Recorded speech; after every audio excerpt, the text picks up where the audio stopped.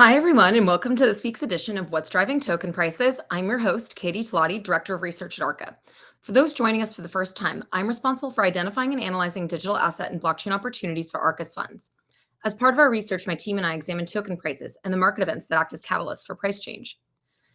Based on our market research and market events over the past week, here are some notable token price moves and what we think drove these moves. As a reminder, this commentary is not intended to be investment advice, investment research, or investment recommendation. Please consult your investment professional for your own circumstances. All right, guys, welcome to another crazy week, which is insane because usually this time of year, there's literally nothing happening in the market. But just this week, we had BitGo confidentially file for a US IPO. Polymarket has announced that they're going to re-enter the US, and they bought a perpetual decentralized exchange as well. Crypto week in the Senate and House and Congress last week ended very successfully. We now have a couple bills on the table, one that's already been signed. And if you want to get up to date a bit on that, you can read this week's two sats that was published on Monday for a quick update. And the crypto treasury craze continues. We're seeing more of these every day. So we are here, though, to talk about the tokens. So we will jump right in. So first up, I'm actually going to talk about Kaido. If you're unfamiliar with Kaido, they are actually an AI-focused data platform. They announced this week that they're going to be launching a launchpad product for token projects. And so a launchpad kind of in this space is just a platform that you can launch a token from. There's been a lot of different takes on launchpads and how those can be constructed and put out into the public. So that is kind of what that's about. But the idea is basically is that Kaido already has this like really rich data platform. It gives a lot of insights on like what people are talking about, especially on social media, particularly X, where a lot of crypto kind of mindshare meets.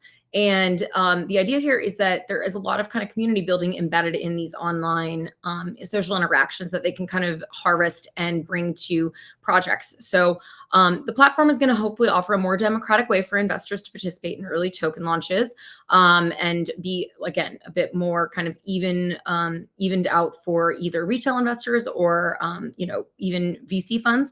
And that will hopefully kind of help some of the market have healthier token launches overall. Fees from the launchpad are supposed to be distributed back to the community, and the soon to come Jito mechanism, which I guess more will be revealed on that soon. Kaido ran a really successful pre-token launch campaign. If you aren't familiar with them, they basically encouraged users to collect points, which they called yaps, and they could do that by tweeting out really high content or really high quality content. Sorry.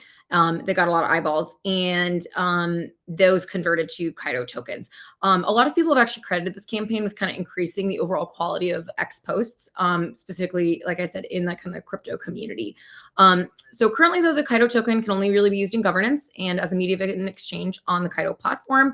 So hopefully adding this cash flow mechanism will help token holders and would definitely be a big change for the project. Despite this, Kaido is down 15% for the week. Okay, next up, we're going to talk about Jito, and it actually kind of wraps up with Solana as well. So there was a big change. So on Monday of this week, Jito, which is a decentralized liquid staking provider on Solana, they announced the launch of their newest product called the Block Assembly Machine, or Marketplace, sorry.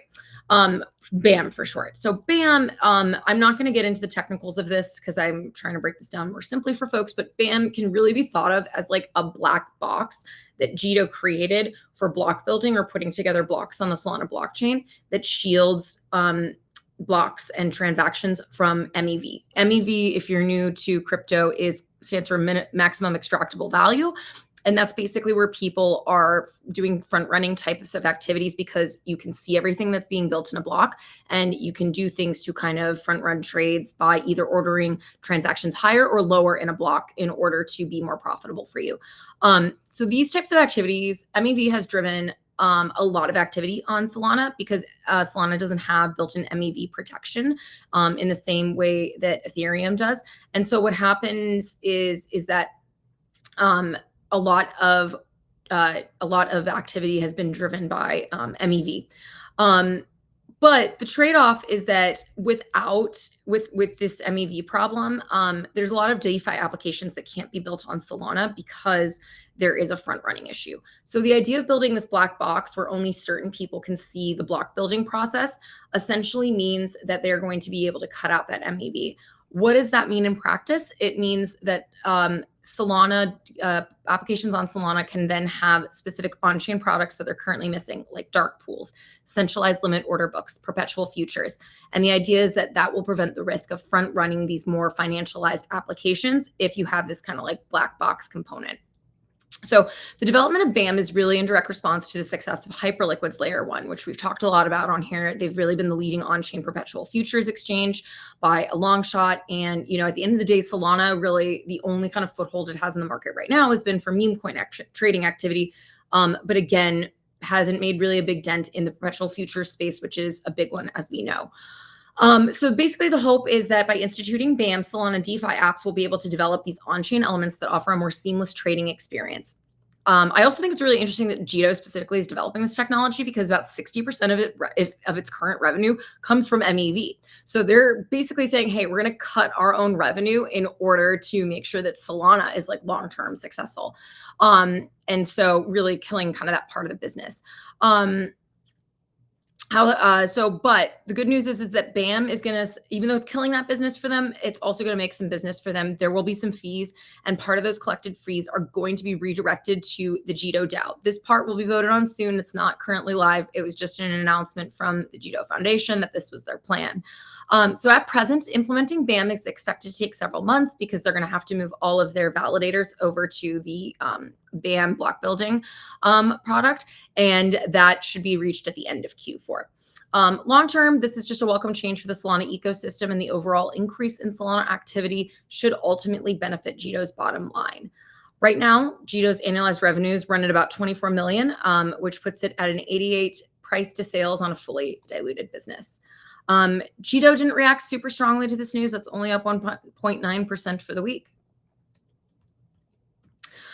Okay, last we're going to talk about Ethena. So on Monday, Ethena, the decentralized finance project, which is most famous for basically tokenizing the basis trade, announced that Stablecoin X, which is a public company adopting a digital asset treasury strategy, has raised $360 million to purchase ENA tokens. So you knew eventually some of these digital asset treasury equities were going to make its way in here. This is actually one notably worth mentioning because in the past it's just been like Bitcoin and ETH hasn't actually moved the price. This one we saw it do quite well for ENA this week. But before we get into that, I'll just tell you a bit more about kind of the strategy here because it is a bit more interesting. So Stablecoin X, which is trading under the NASDAQ ticker USDE, which is the name of Ethena stablecoin, if you're not familiar. They're actually adopting this more nuanced strategy, like I mentioned. So they're going to be they're going to be using about $260 million, which is the cash proceeds from this sale, to purchase ENA from the Ethena Foundation. These Ethena Foundation tokens that they're buying are locked, so they can't sell them. These purchased, the Ethena Foundation is then going to use the proceeds from the sale to purchase ENA tokens that are freely tradable on the public markets. Over the coming weeks. The deal basically passes these illiquid holdings from the foundation to Stablecoin X and then allows Ethena to give some price support to their token in the secondary markets, which is pretty cool. So at today's prices, though, these purchases equate to about 4% of the fully diluted market cap of Ethena. And as I said, it's clear that the market liked this move. Athena's up 26% in the last week. All right, guys, I hope you enjoyed our insights. Tune in here again next Wednesday at 1 p.m. Pacific to hear what's driving token prices.